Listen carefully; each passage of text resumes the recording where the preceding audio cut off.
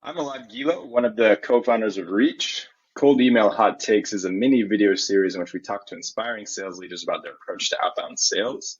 In this week's episode, we're really excited to have with us David Bentham. Can you quickly introduce yourself, David? Yeah, for sure. Thank you, Elad, and thank you for having me. I'm David Bentham. I'm the Director of Sales Development at Cognism. We're a all-in-one prospecting solution, and yeah, currently running a team of about 50 SDRs. Amazing. I mean, I also know that you really help scale up the revenue at Cognism, so it's really exciting to have you on. I'm sure you have a lot of nuggets for us that we get to share with the broader community. So one of the things that we like to kick this off with is to really understand how you guys view kind of breaking through the noise, right? A lot of people are receiving so many cold emails nowadays. It's really hard to stand out. So I'm curious, what are you guys using as kind of guiding principles to help stand out from the noise? Yeah, for sure. So I think first thing that we're doing is we pretty much ditched auto emails at this point. I think they're so easy to read, and I'm sure it's the same everywhere, but leaders are getting so many of them nowadays, just from marketing alone, that it's very difficult to stand out if you're not doing any personalization at all. But I think the key thing is keeping them short and sweet and as relevant as possible. So I'm a really big believer of the what's in it for me technique, which is all around just focusing totally on the what's in it for that particular prospect, and anything you can do to kind of outline that in the quickest, easiest way possible is super important. It's interesting. So you've ditched kind of the classic automated email sequences with just kind of variable swapping, right? So Pretty much, yeah. Like we have a few of them at the end of cadences as kind of like the Hail Marys at the end, where our response rate is naturally going to be quite low, and kind of we don't want our reps spending too much time on those, or you've kind of run out of stuff to personalize based on, potentially. But certainly first two, three emails in every cadence is 100% manual. wow. Or templated, but then yeah. Nice. So tell me, that brings me to kind of the next thing I want to ask you, which is how are you approaching as a team the personalization piece? Are you I know you said it has to be relevant, of course, to the company, like what's in it for them. Are you focusing mainly on company? Are you focusing mainly on industry, on persona? What is the approach to personalization?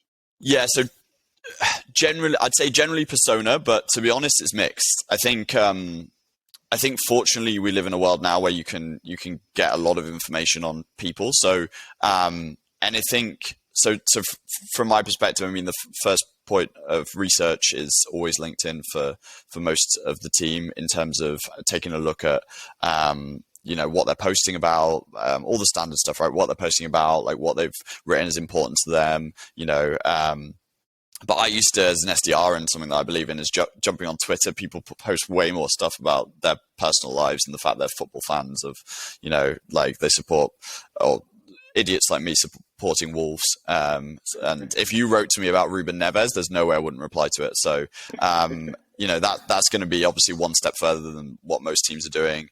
But then also on the company side, like you can see how the company is expanding, who they're hiring for. Fortunately, because of Cognism's data set, we've got technographic data, so we can see, a bit of insight into the tools they might be using. So yeah, it really is a mix. It's just, I think that's the human element. Really is kind of taking a look across the board and seeing what you think is going to make you stand out the most. That makes a ton of sense. So is it fair to say that then the personalization is just enough to kind of make it seem that you are human, right? That you took the time to kind of look them up and who they are, and you kind of break through that barrier of defense, or are you always trying to tie personalization in some way to the value prop or to the problem? Yeah, so I've received, there are. And I'm sure everybody's the same. Like, for me, the wrong way to do it is write an email where you're just ticking the "I personalize this" box. I get them all the time, to be honest with you. And having one line that doesn't even tie into your value prop, like, never makes sense. So yeah, the key, and I think what standout SDRs do is they're finding that piece of personalization. So maybe it's about Ruben Neves, who is a Wolves football player, who is the team that I support, and saying how great he is at, managing the team, right? Because he's a very important player for the team in the middle of the park. And if you could then tie that into the value prop of, like, we can help you manage your team better, I mean, that's the way that it's going to stand out to me, right? So yeah. Personalization is really the key, right? It's not For sure. personalization for personalization's sake, but it has to be, of course. Yeah.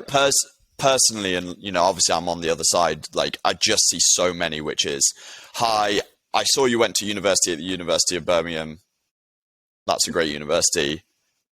Have you ever thought about buying this tool that, will save your sales team time? Like, it's, there's just nothing there. That's just a tick box exercise, which personally for me, isn't going to break through the noise. No, I completely agree. So, one of the things we see a lot, I think, in terms of the discourse that we follow on LinkedIn and other places, is this idea that you need to be adding value to your prospect, right? Like, when you're reaching out, offering in some way to contribute, whether it's through a resource you're sharing or some maybe unsolicited advice or some idea that you're sharing with them. Do you agree with that, first of all? And I think it made me think about when you said what's in it for me approach, right? So I'm wondering if it's just about the value prop, or do you try to add more on top of it? Yeah, so I think it's really important to add value and give them something back, say like a resource. I think that can be a really strong tactic. But again, it kind of goes back to, like, I've seen people that have done it, but they've done it like as a tick box exercise, right? Like, sending a really generic piece of content, not really explaining why they've sent me that piece of content or why, like, I should be reading it and how it relates. That's you just saying, that's you watching one Josh Braun video about making deposits and just sticking any link that was. That doesn't make sense. But say you reach out and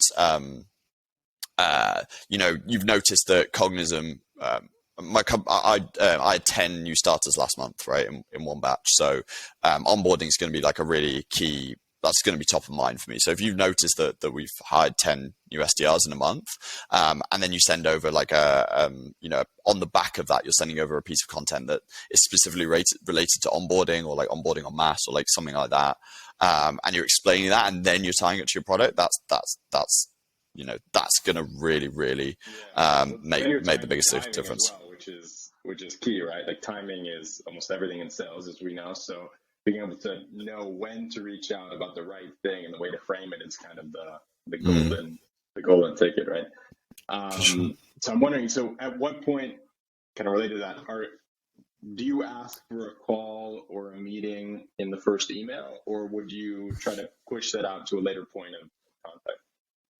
So we're going with soft CTAs at the moment. I think, and I don't know, kind of like, if the audience is global here, I think we have teams in the US, the UK, and like Central Europe, and it seems that there are different things are working in different countries, right? But certainly for the UK team and kind of who are focused UK, and then kind of most of the rest of Europe, like, our soft CTAs are really working, and that is everybody knows that we're going to ask for a call, right? So I'm not what we're asking the team to do is not hide the fact that we're going to want a call, but going back to the what's in it for me is, instead of saying like, hey, I'd love to catch up with you on this, do you have Tuesday or Wednesday next week? Which for me is like a hard CTA and is already kind of becoming a bit outdated. We're kind of going down the lines of, hey, we'd love to catch up. Look, we'd love to catch up with you on a call, full stop. And then ultimately, we'd love for you to join this call, because what we want to do is we want to run some personalized searches for you, so that you can understand your total addressable market, and then potentially even we can kind of get your team on a bit of a trial, right? But they're not kind of questions. I'm not, it's not the cliche like what day works. It's saying to people, yes, we'd love for you to jump on the call. That's how this operation works. Everybody knows that now. But these are all the things that we're going to do, and then just trying to keep that call to the smallest time period possible. I've had people reach out and ask me for 2 hours. And it's I mean, it's crazy, right? Like it's nuts, and with no explanation. So, we can do a lot of what we need to do in that first call in 15 minutes. And I think really highlighting that point as well is going to be important, creating the smallest commitment possible. So you're kind of framing the call as like, this is what's in it for you. Like, this is what I can give you guys, even for free. Like, worst case, you have a call with me, but I'm able to share really valuable data with you. And then, so that's always nice. And it should only take 15 minutes of your time, which is obviously, who doesn't have 15 minutes, right? That's kind of exactly. Yeah, exactly. That makes sense. I mean, we've in our approach, we've always tried to, I think, also go a little more closer to like a soft CTA, not immediately push on that first email for like, hey, let's jump on like have a quick chat. But it's more like, do you want to learn more about this, or can I share something with you in that regard? If they say yes, I'm interested, share it with me. Then at that point, there's more buy-in from their side, and we might at that point push for it. But I think it always depends on kind of how much value your product can add. In your case, of course, you can provide free data, which is always really compelling. So you kind of have this extra, like, hey, let's jump on a call, and it'll be exciting for you.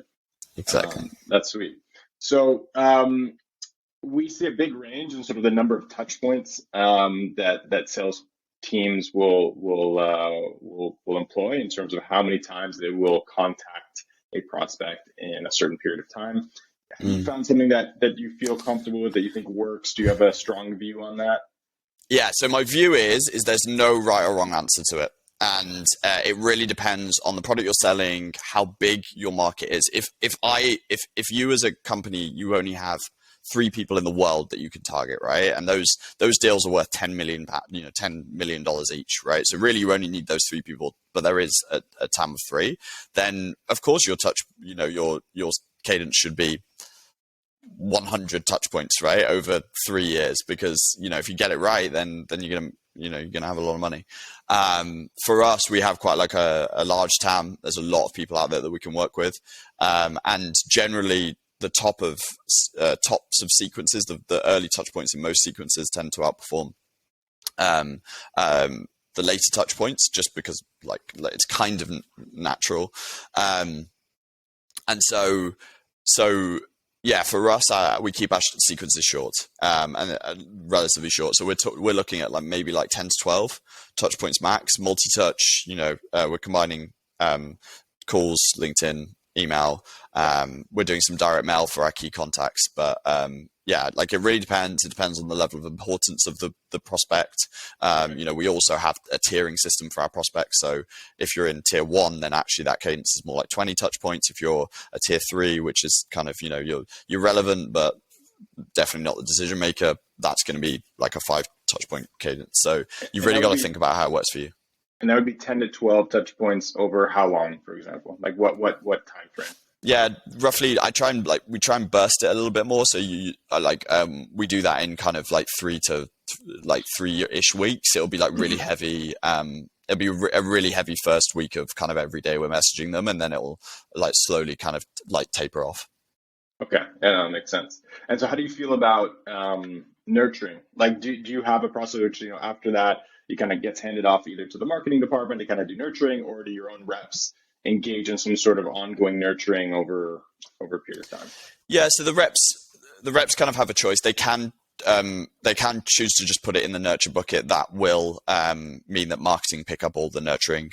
Marketing will kind of focus on them, but they could, in theory, also like hold prospects themselves. I suppose like my expectation for the team and what we educate them on is the fact that they should only really be doing that with those top individuals. If you've got like your best account and you have that one DM that you just can't get a hold of, you probably want to self-nurture that. Or, for example, you've created a relationship with an individual yourself, like already, and that's going to come in at some point, then that would be for me that like I would advise the team to self-nurture that particular prospect as well. Nice. So one of the last things I want to ask you and this is kind of related to the fact that we see this a lot also on sort of the general discourse around should you be starting a conversation? Like, I think now people gear more towards this side of things when you're reaching out, like, like let's start a conversation. Let's kind of see where you stand on X, Y, or Z. Let's like, do you want to learn more, stuff like that? Or should you be pitching kind of off the bat? I'm curious kind of where you guys stand on this. Um, so personally, I think it goes back to yeah. It's probably very similar to my last answer. I think it really depends on kind of like the nature of your product and the type of people that you're reaching out to. I think we currently we're in a bit of a high volume stage. Like our ACV is kind of, I mean, it really does. There's massive ranges to it, but probably it's evening out about $25,000-ish. So it's a bit more of the smaller volume sell. So we go a little bit harder on it, to be honest. I think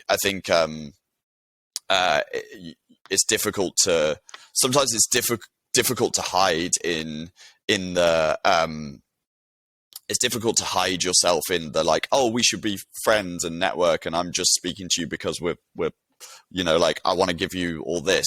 Like personally, I would read through that straight away, and I just want them to get to the point anyway. And I think for us, like, we've got a really strong, like, we have a really strong value proposition and product market fit for our industry and for our target market, and we know what that value prop is. So I think we can approach it differently. But say, for example, like you're an early stage startup, then perhaps you might, and you're still trying to work out what your market fit is, maybe building relationships with your ICP first is more important. I suppose we're more, long story short, we're more direct, but I wouldn't say that's necessarily the right solution for everybody. That makes a ton of sense. Well, that's it. That's all I had planned. It's been a pleasure talking to you, David. It's a lot of interesting takes on this, and I think for everyone who's kind of working outbound sales, there's a huge range in terms of what is best practice, right? Depending on your product and your market and your general approach. But it's been super valuable. So thanks a lot. No problem at all. Pleasure. Pleasure's mine. Thank you for inviting me on.